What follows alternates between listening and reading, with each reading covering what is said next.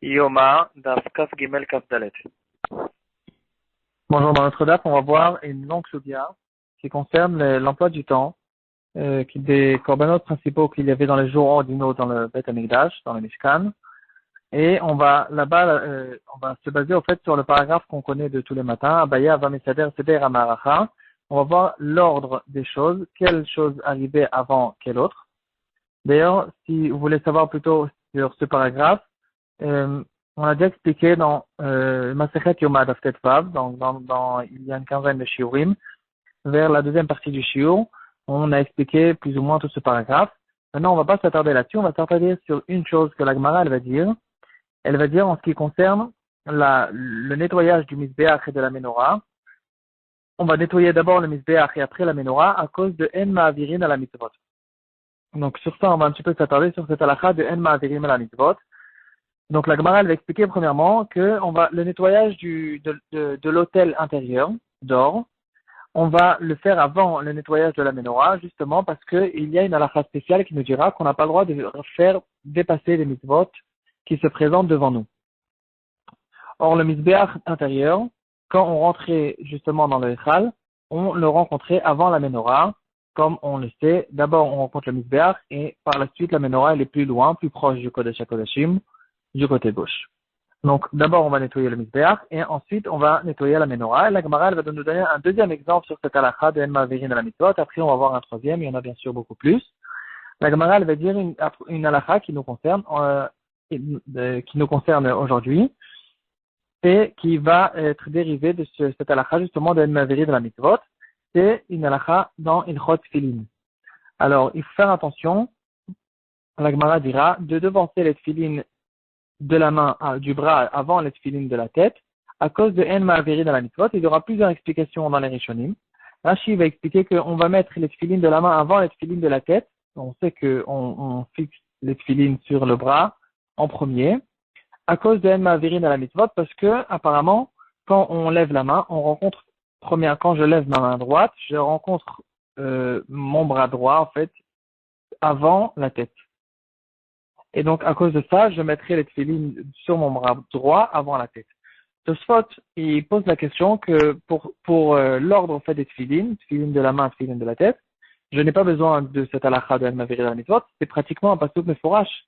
Quand la Torah nous a donné les mitzvahs de tefilines, elle nous dira Vaya le'ot aliatra, premièrement, et ensuite Vayu le totafot benenecha.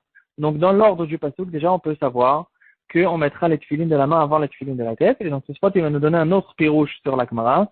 Il va nous dire que ça concerne l'étui des tefilines. Donc, quand on va mettre les tefilines dans son étui, on fera attention que le lendemain, quand je vais rencontrer les tefilines, je devrais rencontrer les tefilines de la main avant les tefilines de la tête, parce que puisque je dois mettre de la Torah les tefilines de la main avant les tefilines de la tête, il faut que je fasse attention que je ne me retrouve pas dans une situation où j'ai les tefilines les tefilines de la tête, les tefilines shel rosh dans ma main, et je suis obligé au fait de les poser à part, de les reposer sur la table pour pouvoir prendre les tefilines shel yad et mettre les tefilines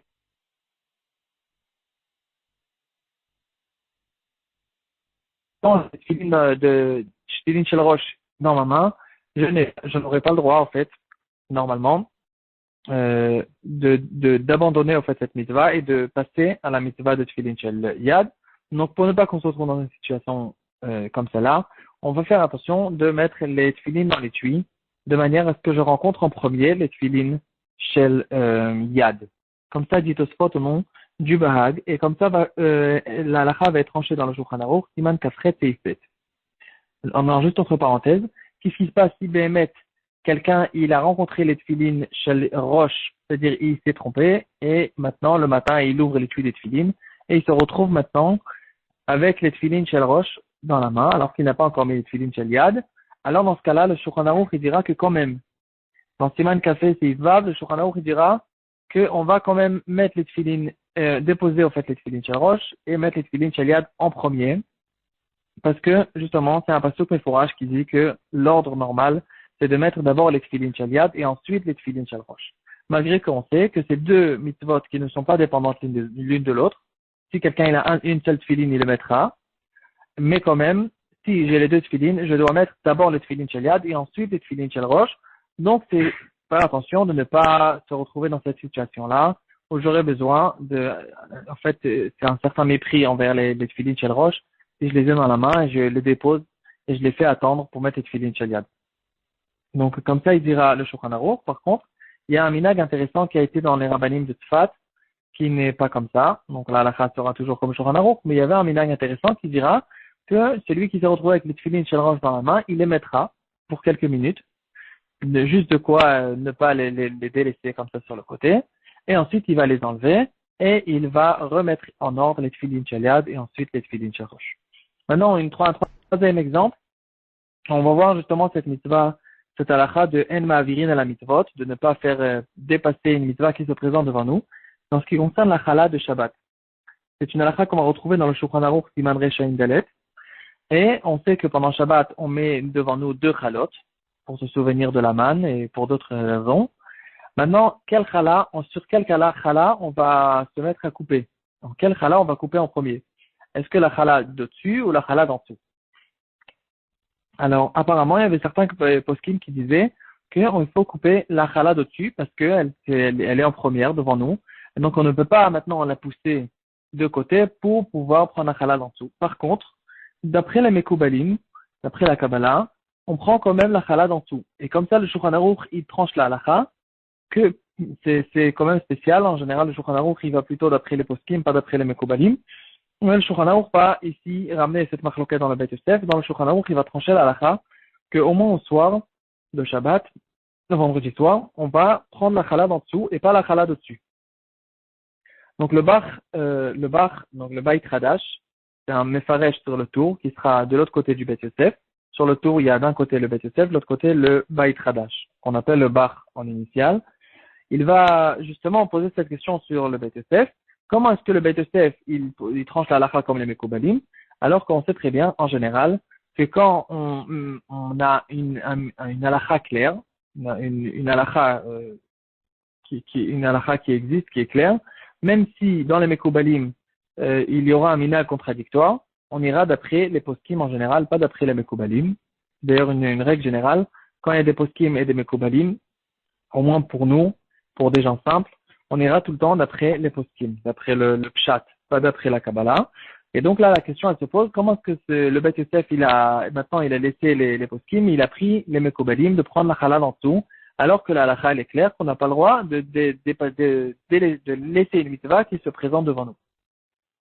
Comme ça, le Beit Yosef, il demande sur comme ça, le Bach, il demande sur le Beit Yosef, et il y aura un des poskim qui s'appelle le Tosfot Shabbat, il va répondre, avec un Tosfot. Donc, il y a un Tosfot chez nous sur notre DAF, qui va ramener plusieurs règles générales à propos de cette mitzvah.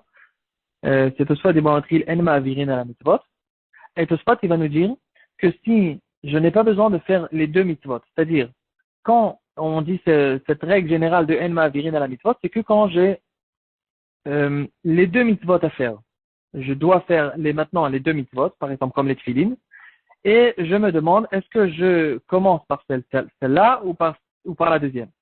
Là, on dira, En Ma'avirin à la mitzvot, tu fais la première mitzvah qui se présente devant toi. Ou bien quand je veux nettoyer le misbéach ou la menorah, alors je ne pourrais pas passer à côté du misbéach et le laisser et de commencer par la menorah. Par contre, dans la chala, on ne parle pas ici de 2 mitzvot, c'est une seule mitzvah. C'est juste maintenant, je dois choisir quelle chala couper, et je vais même peut-être couper les 2. Mais de toute façon, puisqu'on parle ici d'une seule mitzvah, donc il n'y a pas du tout de problème de ma'avirin à la mitzvot, et c'est la raison pour laquelle on pourra maintenant aller avec les mekoubalim et dire qu'il faut prendre la chala d'en dessous. Juste une parenthèse, c'est qu'on y a un minag qu'on essaye au fait de gagner dans tous les sens, c'est de mettre la chala en dessous qui dépasse. C'est-à-dire la chala, c'est vrai qu'elle est en dessous, mais d'un autre côté, je mets la chala du dessus, je la mets un peu plus loin. Donc, je l'écarte un petit peu de moi. Comme ça, je peux considérer au fait que la chala en dessous, non seulement, premièrement, elle est en dessous, mais deuxièmement, elle est aussi plus proche de moi, et c'est elle la première que je vais atteindre.